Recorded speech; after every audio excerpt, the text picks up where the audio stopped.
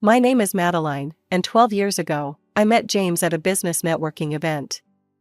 He was a senior manager at a trading company, charming and intelligent, with kind eyes that made me feel at ease. What really won me over, though, was how he talked about his 13-year-old daughter, Sarah. The love in his voice when he mentioned her name was unmistakable. I'd built my chain of beauty salons from the ground up, and success had brought me everything except what I wanted most, a family. I couldn't have children of my own, a fact I'd learned to live with, but meeting James and Sarah felt like a second chance. We got married 6 months later, and they moved into my house. The income difference between James and me was substantial. I made several times what he did, but it never bothered me. Love isn't about money, and I was just happy to finally have the family I'd always wanted. When Sarah turned 16, I bought her first car, a safe, reliable model that made her squeal with joy.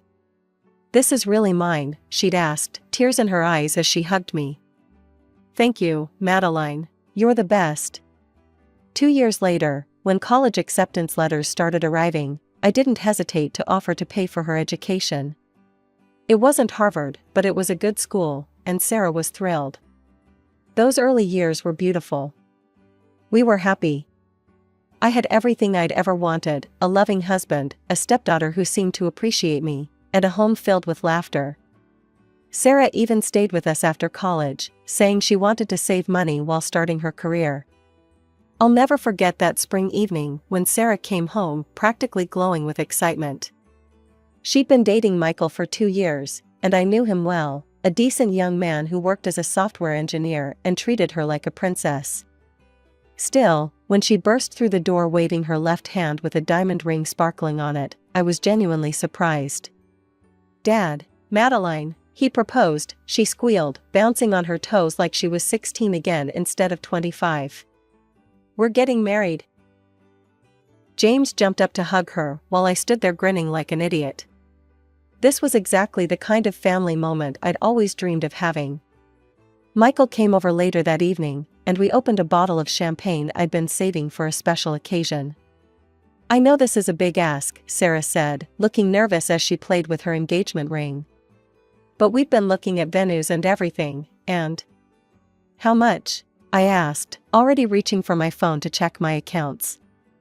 "Well, with everything included, around 150,000, she said quietly, then rushed to add, "But of course, we don't expect." "Done," I interrupted, smiling. "I'll set up an account tomorrow that you can access for all the wedding expenses." The look of relief and joy on her face made every penny worth it. "Really? Oh my God, Madeline, thank you so much."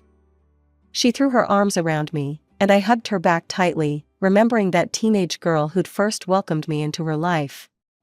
The next few weeks were a whirlwind of excitement.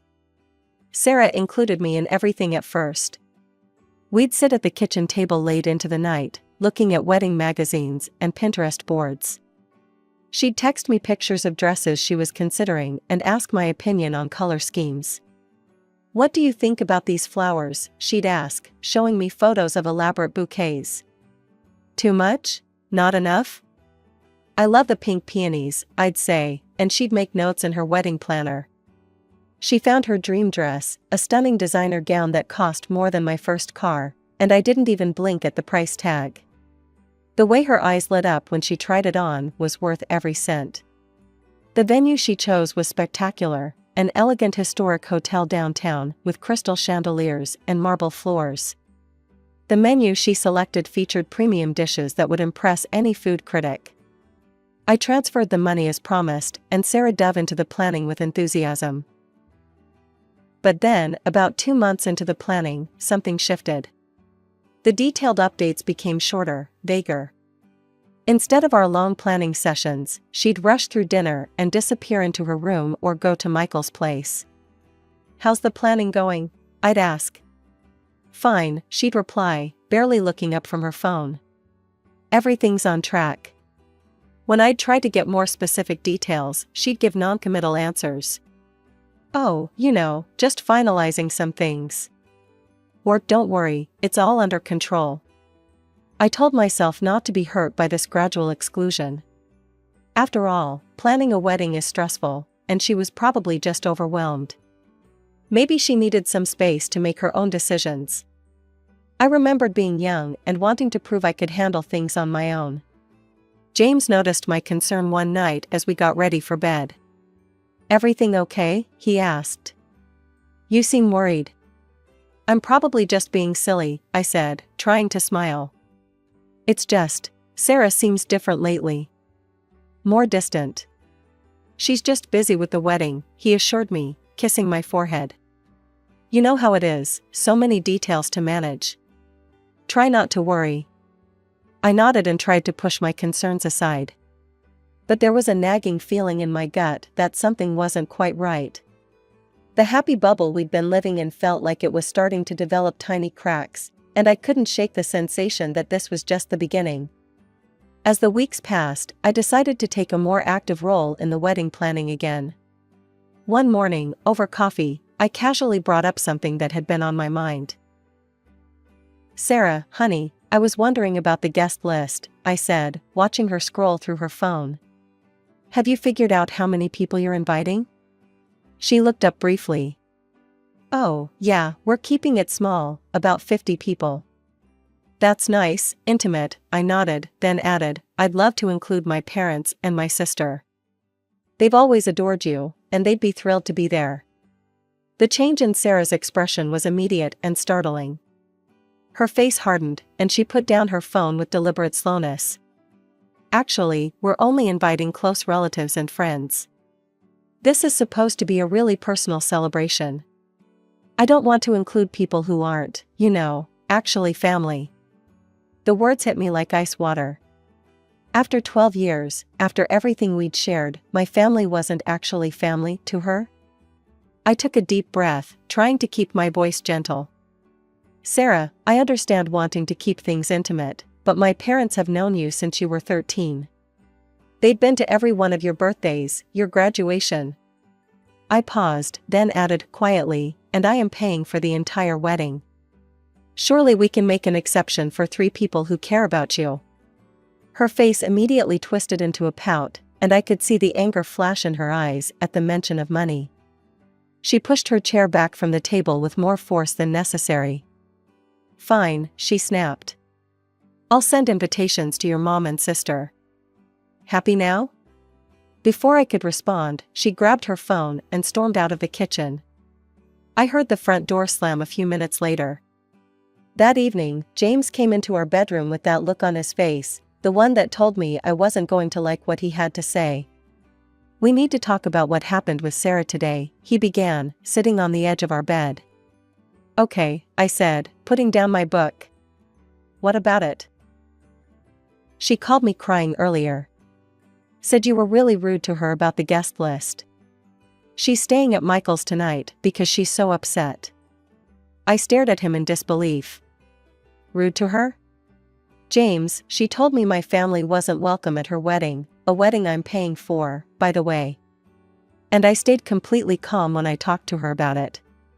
"I know, but maybe you could be a little more gentle with her," he suggested. "She's under a lot of stress with the wedding planning." I explained exactly what had happened, word for word, and I could see him processing it. He ran his hand through his hair, something he always did when he was troubled.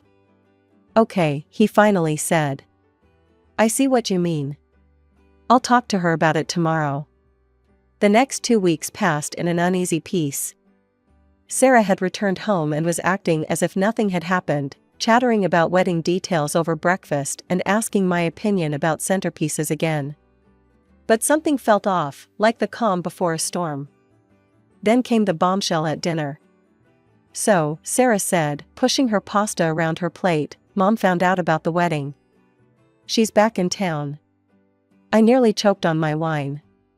James's fork clattered against his plate. In 12 years, Sarah's mother, Linda, had barely been mentioned in our house. I knew the basics. She'd had a drinking problem, which led to the divorce, then moved to Arizona and essentially abandoned Sarah. No birthday cards, no Christmas calls, nothing. "She really wants to be involved in the wedding planning," Sarah continued, her voice bright with an enthusiasm I couldn't understand. "Actually, I invited her over for dinner this weekend. Here. My hand tightened around my wine glass. This was my house, the house I'd bought with my own money, the house where I'd created a home for us all. The proper thing would have been for Sarah to ask permission before inviting someone over, especially someone with Linda's history. But I remembered the guest list argument and bit my tongue. One more confrontation wasn't worth it. James sat there silently, suddenly very interested in his pasta.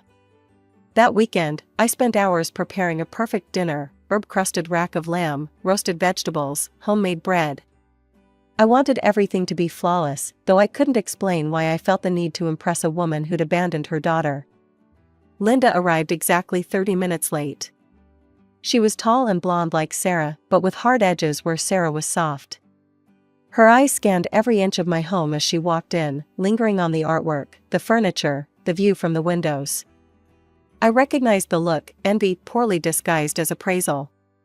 "What a large house," she said, emphasizing large in a way that made it sound like an insult. Dinner started pleasantly enough, but it didn't stay that way.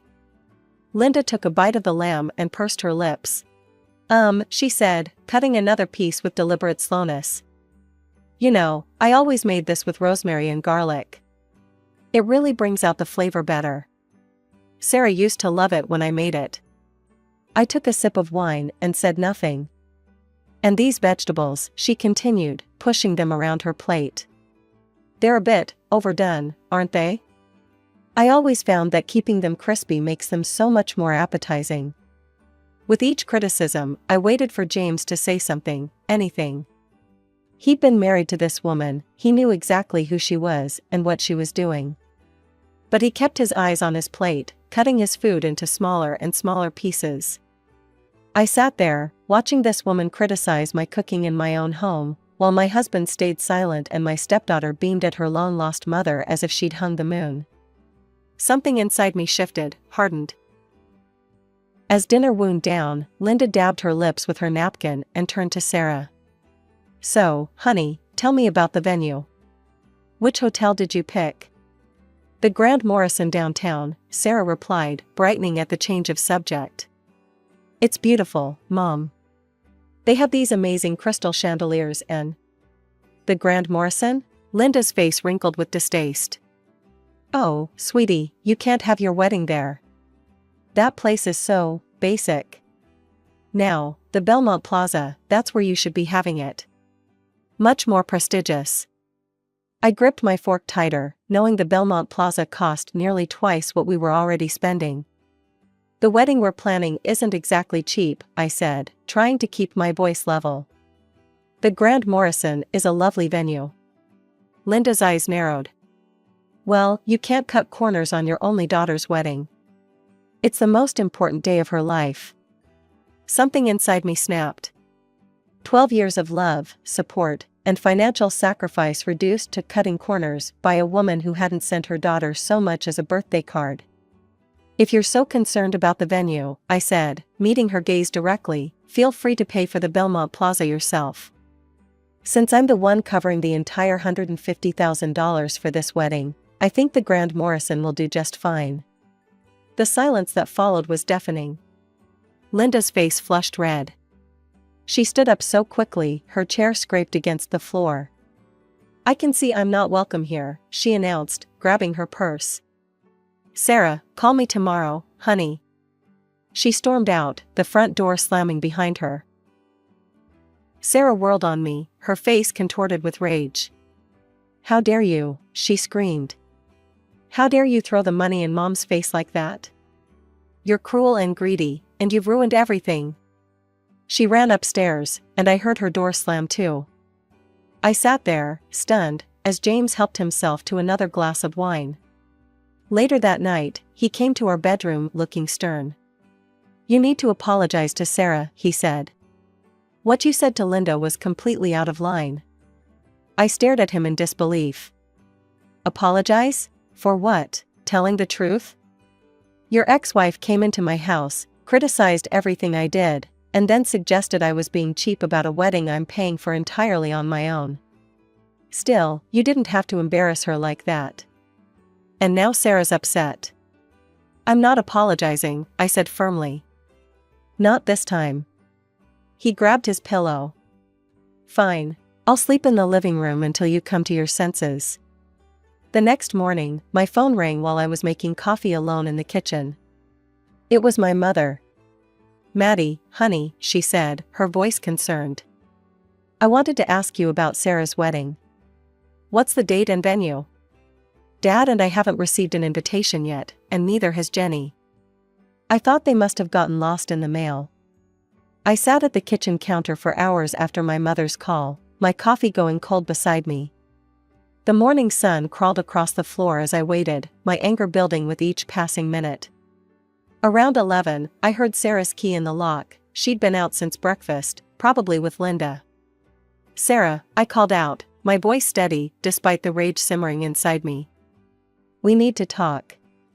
She walked into the kitchen, still wearing yesterday's clothes. "What is it?" she asked, not quite meeting my eyes. "I just got a call from my mother," I said, watching her face carefully. She was asking about the wedding invitations, the ones that apparently never arrived. Sarah's expression hardened, a look I'd never seen before crossing her face.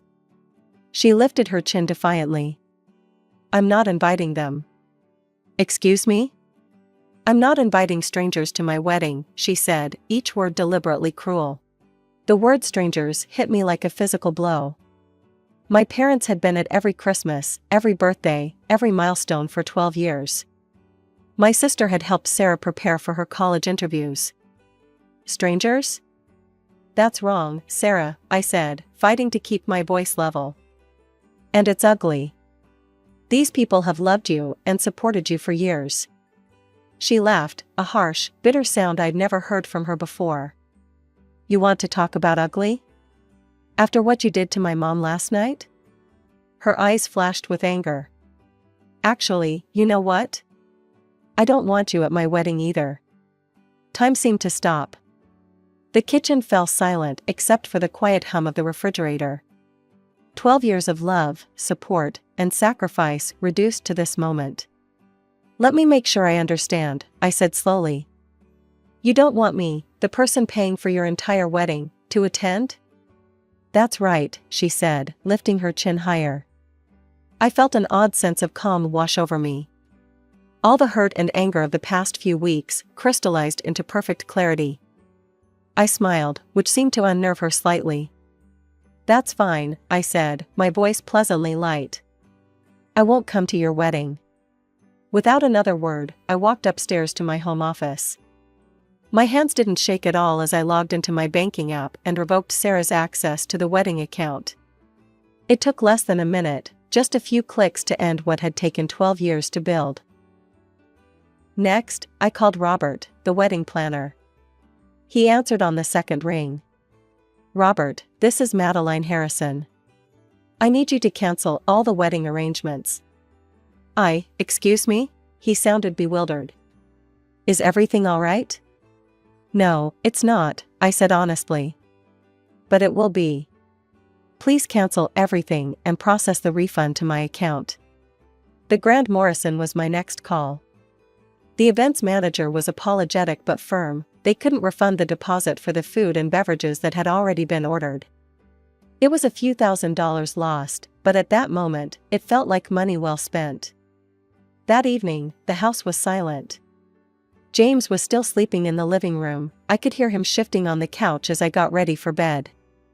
As I lay there alone in the dark, I realized I didn't feel sad anymore. I felt free. The next morning, I took my time getting dressed. I chose my favorite blue silk blouse and pearl earrings, armor, for what I knew would be a difficult day. When I finally went downstairs for breakfast, the storm broke immediately. Sarah and James were already at the kitchen table, clearly waiting for me. The moment I appeared, Sarah leaped to her feet, her face red with fury. "What did you do?" she screamed. "How dare you cancel my wedding? How dare you block my access to the account? That money was for my wedding." I poured myself a cup of coffee, my hands steady. "I'm not going to sponsor a wedding I'm not invited to," I said simply, taking a sip. "You can't do this." Sarah's voice rose higher, tears starting to stream down her face. You've ruined everything. The venue, the flowers, the dress, it's all gone. I set my coffee cup down carefully. Actually, I can do this, and I did. Why don't you ask the people you actually want at your wedding to pay for it? Sarah's face crumpled. She let out a horrible, gasping sob and ran from the kitchen. Her footsteps thundered up the stairs, followed by the slam of her bedroom door. James stood up slowly, his face dark with anger. Fix this, he growled. Right now. Call everyone back, reopen the account, and arrange everything again. Or I'll file for divorce. The threat hung in the air between us. 12 years of marriage reduced to this moment. I looked at the man I'd loved, really looked at him, and wondered how I'd never seen this side of him before. Okay, I said calmly. File for divorce, I'm not against it. The color drained from his face. He clearly hadn't expected this response. Madeline, you can't be serious. I am, and since this is my house, I'd like you and Sarah to leave by tomorrow. His anger deflated like a punctured balloon. Look, he said, his tone suddenly conciliatory, I overreacted. We need to talk about this, think it through. I've already thought it through, I interrupted. I'm done living with people who don't appreciate or respect me. I'm done trying to buy love. The rest of the day passed in a blur of slammed doors and muffled arguments upstairs. At exactly 7 that evening, James and Sarah appeared in the foyer with their suitcases. Sarah's eyes were red and puffy from crying. I never thought you could be so cruel, she spat. I felt a laugh bubble up inside me, a genuine laugh of disbelief. Cruel? I paid for your clothes, your car, your education. I gave you a home, loved you like my own daughter, and was ready to spend $150,000 on your wedding. And you have the nerve to call me cruel, because I won't let you treat me like dirt. The door closed behind them with a quiet click, so much gentler than all the angry slams of the past few days. I stood in my foyer, and listened to the silence of my house. The house felt different after they left, lighter somehow, as if a weight I hadn't known I was carrying had been lifted.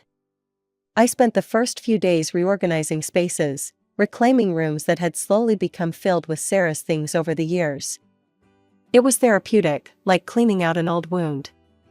Then came the message from Michael's mother. It popped up on my social media one evening while I was enjoying a glass of wine on my patio. I hope you realize what you've done, the message read. This wedding could fail entirely because of your actions. How can you be so heartless? I took my time responding, choosing my words carefully. I'm not heartless, I wrote back. I'm just done being disrespected. I won't pay for a wedding I'm not even invited to. If you're so concerned about the wedding's success, feel free to pay for it yourself. She read the message, but never replied.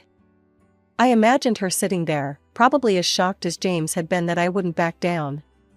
It's funny how people react when you finally stand up for yourself, like they can't quite believe you've stopped playing by their rules. I contacted my lawyer the next day. She'd helped me draft the prenup 12 years ago, and now she'd helped me end the marriage it had protected. The divorce papers were ready within a week. When I called James to tell him they were ready, he tried his old tactics again. Maddie, please, he said, his voice soft and pleading, the voice that used to make my heart melt.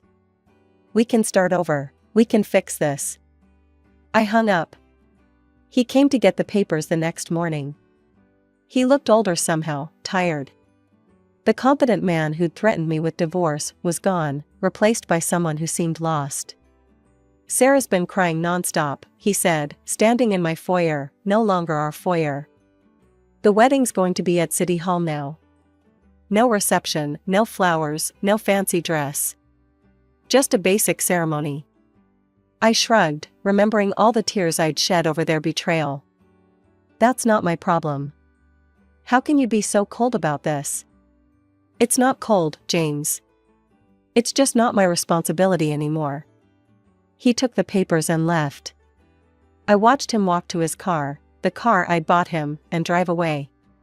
It felt final, but not sad. Just finished. The divorce was completed 2 months later. The prenup made everything simple. He couldn't touch my house, my business, or any of my assets. Sometimes I wondered if he'd ever really read that document, if he'd understood what it meant when he signed it 12 years ago. It didn't matter now. People ask me sometimes if I know how Sarah's wedding went. If she wore the dress she'd chosen, if Linda was there, if it was everything she'd dreamed of. I honestly don't know. I blocked them all on social media, changed my phone number, moved on with my life. What I do know is this: you can't buy love. Not real love, anyway. You can't purchase respect or gratitude or loyalty. I spent 12 years trying to build a family with my checkbook, and in the end, all it got me was a front row seat to watch that family choose someone else over me. But here's the thing about endings: they're also beginnings. My house is peaceful now. My business is thriving. And when I sit in my garden with my morning coffee, watching the sun rise over my flowers, I don't feel lonely. I feel free.